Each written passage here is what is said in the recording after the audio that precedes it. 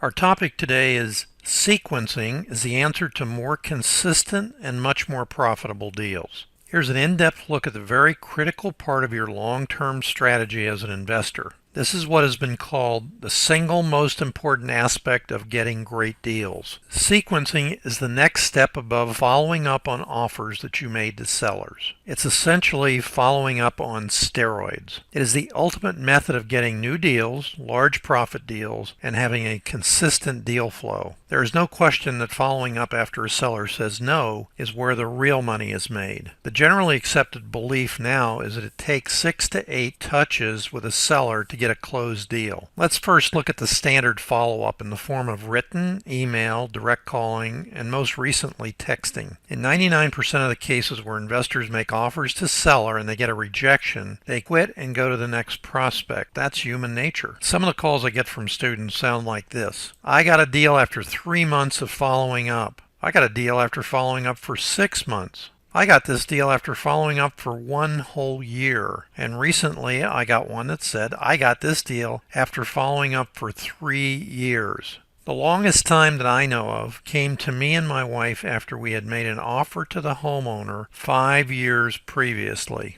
So what does this look like in terms of time invested? We're talking about 1 year, 3 years, 5 years. Assume it takes 5 to 10 minutes to call and check in with the seller or to initiate another form of contact. Let's further assume that you have to do this 8 times to get the deal closed. So in other words, 40 to 80 minutes. So when a deal closes, and for an average of let's say 60 minutes or an hour, you made how much? $5,000, $10,000, $20,000, $40,000 or even more? Yeah, that's a pretty good hourly rate in any industry. That's not so bad, is it? But what if you could accelerate this process and automate it at the same time? That's what sequential marketing is all about. What about the ones that you did not follow up on and they didn't close? Assuming it wasn't your fault, that's the nature of the beast. You can't get every deal you ever see. By following up, you'll get 5 to 50 times more deals than not following up at all. Let's look at traditional follow-up that happens in 99% of the cases. Investor gets a list of what should be motivated sellers. And understanding how motivated sellers think is the key to staying in the business. Even though they're supposed to be motivated because of a time frame of a sale or an aggravation or an uncomfort level with the property, it doesn't mean they're ready to sell until it's almost too late or they just simply lose the property. You contact them by one method, typically a phone call, email, or direct mail. You wait for a response, wait for a response, and wait for a response, and frankly, none come. You follow up at a pre-designated time. If you're unable to contact the seller, you simply move on. Or you get a response, but it's a no, so you move on. So what can be done better to scrape out some of these deals? Let's first look at what contact methods are usual and customary. Phone calls, direct mail, either letters or postcards, flyers, door hangers, phone calls, texts, or ringless voicemails. Our personal experience with pre-foreclosures and direct mail. We created a series of 6 standalone letters, each on a different pastel colored paper with a colored envelope to match. When I say standalone, that means that the second letter didn't say I sent you a letter already. Third letter didn't say, I've sent you 2 letters, you're going to lose your house if you don't hurry up and answer. Fourth one gets mean. No. Each one of them was separate, a standalone on their own. The idea being that each one was designed to touch some aspect of that seller's life that the previous letters didn't do. Depending on the pending sale date, we mailed the first letter as soon as possible as the list penance went into the public record. We then started mailing the remaining 5 on a 7 to 10 day cycle. The results. Well, simply nothing happened, or the homeowners would call by the end of the 3rd or 4th letter. We would schedule an appointment and make a presentation. Typically, the homeowners would have every mail piece in front of us when we sat down to talk to them and make our belly-to-belly presentation. Usually, there were between 150 and 250 pieces and our pieces. How could we tell? Very simply because of the pastel-colored letters and pastel-colored envelopes if they were still attached to the letters. As I say, our pieces were obvious because they were pastel colors. Probably 30% of the pieces were exactly the same, as the investors bought a course that said this specific mailing piece was a killer. And what did they do? They duplicated the same exact letter except their name and address was on it, or different phone numbers. But it was very silly, especially to see postcards that the postal department sends out automatically, all in the same exact format. The question that any correspondent should answer from the seller's standpoint is quite simple. What's in it for me, and why are you different? When you go to write a letter to a seller with any kind of problem, you have to reset your mind to be in the terrified mindset of the seller who could lose his home, or in the mindset of the seller who simply wants out of this headache or get cash from an estate. No matter how good your letter is, it must be read by the seller. Usually a postcard follows your letter because it doesn't have to be opened, and that was sometimes helpful. If you're not going to mail pastel-colored envelopes, what I would suggest you use is very simply an invitation-sized envelope, handwritten, so the party receiving it appears to be looking at an invitation to a party. At least that will help get it open. The most successful sequencing for short sales and pre-tax deed sales is the 3x3x3 method. The series of contacts with a homeowner goes as follows. Letter, postcard, door knock, which repeats twice more if necessary. The results are that 85 to 90% of the sales come from the door knocking aspect. What happens is the postcards and letters are a warm-up for the person to come to the door and knock. What is happening is the direct mail pieces warm up the prospect, and he's now more receptive when somebody knocks on his door or calls him if the property is non-owner occupied. This technique has been used very successfully by attorneys and investors who are licensed agents. This allows them to get the short sale negotiation fees, profit from the resale, and at least 2.5% of the sales price. Besides the above profit center, attorneys will also receive the income from the closing cost charges. Who does the door knocking in this case? The attorney or investor hires local agents and trains them using a specific presentation to the homeowner.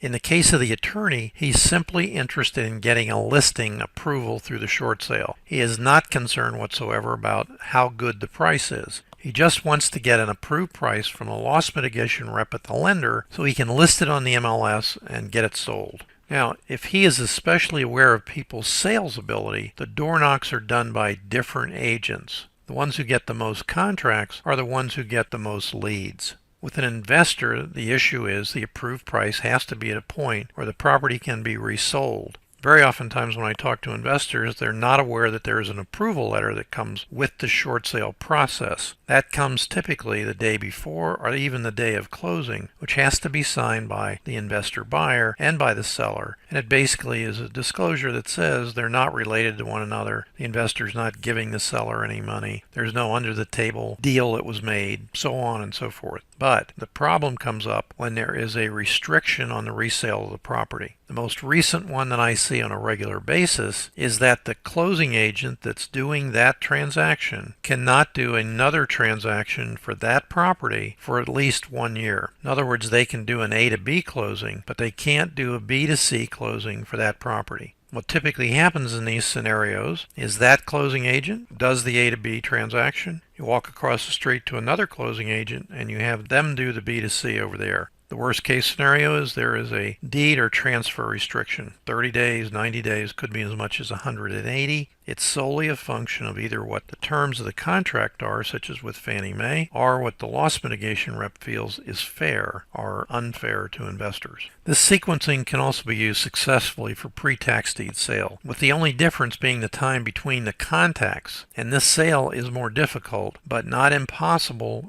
to postpone the sale. You're going to hear from a lot of people, there's no way to postpone a tax deed sale. That's not true. There is one Thor's hammer to stop and postpone a tax deed sale, and there's only one Thor's hammer that will do that. The consensus in the industry today is that an investor gets his deals after 8 touches with his prospects. What's a touch? It's one of the sequencing techniques that we just talked about before. We're going to go into more detail now. Savvy investors are using most or all of the traditional methods in their sequential contacts. SMS or texting, RVMs or ringless voicemail, direct mail, flyers, door hangers, cold calling, and door knocking. Successful investors using SMS, as I said, texting, but they're usually doing 10,000 plus texts a month. When they talk about their results in their interviews, they don't tell one of the most important aspects of texting. That is that 30 to 40% of these texts are follow-ups on the previous text or RVM contacts. Unfortunately, most mega investors focus on one of the above methods, spending tens or hundreds of thousands of dollars monthly to scrape out a few closed deals. Their cost per closed deal for advertising alone can run from $3,250 to $8,500 per deal. Factoring in staff and other general expenses can easily double these costs per deal. A better option for beginning investors who want to scale their business and have consistent deals is to develop their sequencing or follow-up systems early in their career. Using a CRM or customer relationship management system to automatically alert you when the next contact should go out is immensely helpful.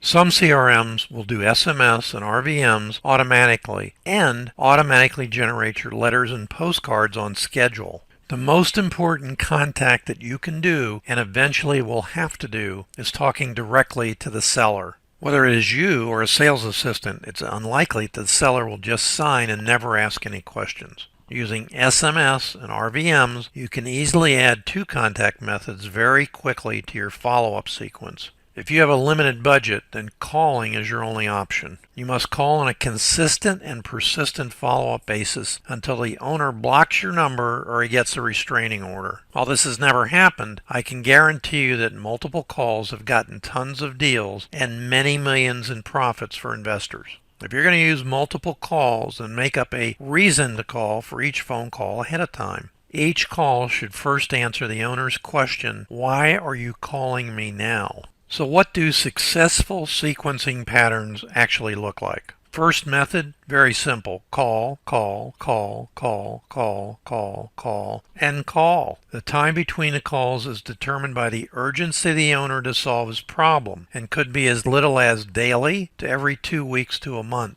Method number 2 is any combination of the following: direct mail, door hanger, flyer, cold call, SMS, RVM, email, and door knocking. For example, direct mail is a credibility piece, cold call, text, postcard, ringless voicemail, cold call, door knock, email, and text. If you're thinking, what's my risk if the seller is on the do not call list or is a litigious person? Sort them out before you send your prospects anything. There are people who do this full time, meaning texting or SMS and ringless voicemail or RVM, and it's cheap if you compare it to being sued. In summary, if you have your script and prepare for doing any of the above follow-up methods and put them into motion using a qualified, motivated seller list, you should be successful. If you're not, you need to reevaluate what you're saying to the people. Instead of talking about yourself, you need to talk about what's bothering them. They're hot buttons, whether they be a sales date that's looming or just an aggravation with the property. What we're seeing currently is more and more landlords in the 3 to 4, 5 year hold period trying to get out of their properties because of litigious and unruly tenants. This way you're also going to have a consistent lead flow instead of the horrific ups and downs of lead generation that only one or two of the methods provide.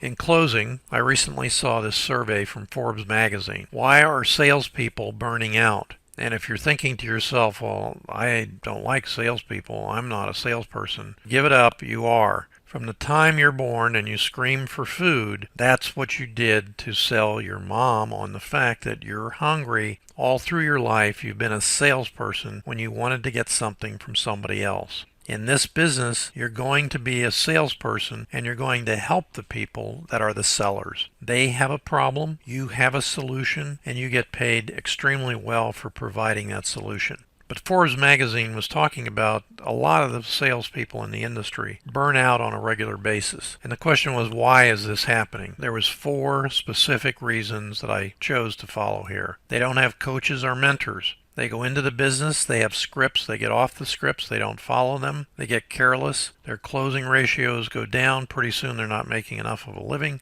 and they're out of the business. They don't have the latest sales tools. What does that look like? Looks like very simply they don't have a coach or mentor who sees a broad range from a 30,000-foot view down to what is everybody doing and how is it working. It's extraordinarily interesting and effective for me to do transactional funding in 30 different states and seeing investors in every one of those states come to me for a transactional funding. So I get to see the A to B, B to C closings. I would say to you that out of 100 closings that I do, at least 75% are $25,000 or more in size. The other 25% are somewhere between $50,000 to $200,000 or more. Now, why don't I see 10,000 and 3,000? Because those are easily assignable contracts. When somebody comes to me with one that's going to net them $5,000 or $3,000 before the closing costs are subtracted, I talk to them about, can't you do an assignment? More and more states have passed regulations or are moving towards outlawing, so to speak, or not allowing assignments of contracts. That movement has been pushed by the realtors who believe that by assigning a contract when the investor has no money in the deal, effectively, he's just brokering the transaction. So as you know, Ohio has passed that, Illinois is into it, and 2 other states are working on it. They don't understand that the data and insights are their secret weapons. What's the data and insights? That's the results of what's happening to them as well as other people around them using same or similar or newer techniques. They don't have a playbook. And that means simply they don't have a track. What they're told to do in their telemarketing is make the call, make the presentation, answer these objections, close on the phone. And their closing rate, if they are very successful and good at doing it, is typically 1% or less on a single call. It wouldn't be much harder for them to do follow-up calls and sequentially following up with other techniques to close many more deals. The industry that I see the most follow-up in terms of direct cold calling is the extended warranty on your automobile. I can say to you that I probably get 2 calls a week from the same company trying to sell me an extended warranty policy on cars that I haven't owned in 5 years or more. Their data, just as I mentioned above, isn't accurate. They don't know any better. It's just a numbers game to them. So I ask this question of you. Are you lacking in any of the above or all of these things? No coaching, no latest sales tools, no data or insights that you could use, and do you have a playbook? But as I always say, why not you? There's no reason in the world that you can't do this except for the fact that you haven't tried and haven't gotten started. So again, my name is Dave Dinkle. I wish you limitless success in all that you do.